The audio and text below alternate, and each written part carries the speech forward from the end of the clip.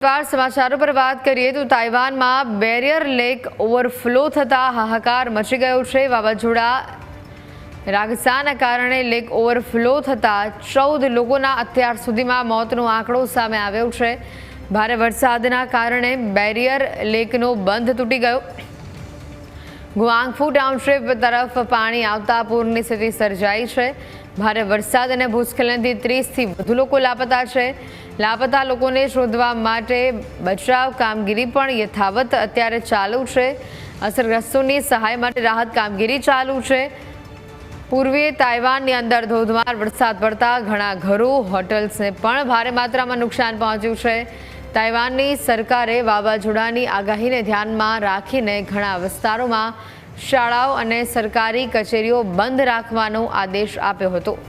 ઉત્તરી ફિલિપાઇન્સમાં વિનાશ વેર્યા બાદ ટાઇફૂન રાગાસા હવે દક્ષિણ ચીન અને તાઇવાન તરફ વળ્યું છે। ભારે વરસાદ અને આજે તસવીરો સામે આવી છે। રસ્તામાં જે આવ્યું એ બધું જ પાણી પોતાની સાથે લઈ ગયું।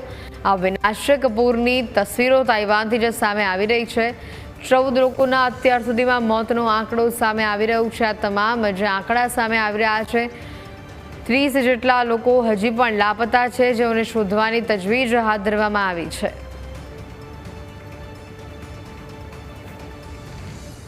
આ તસવીરો જે સામે આવી રહી છે, આ તસવીરો ખરેખર ખૂબ જ ડરાવનારી છે।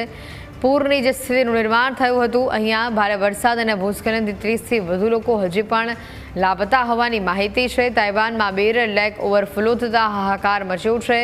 વાવાઝોડા રાગાસાના કારણે લેક ઓવરફ્લો થયું, 14 લોકોના મોત થયા છે।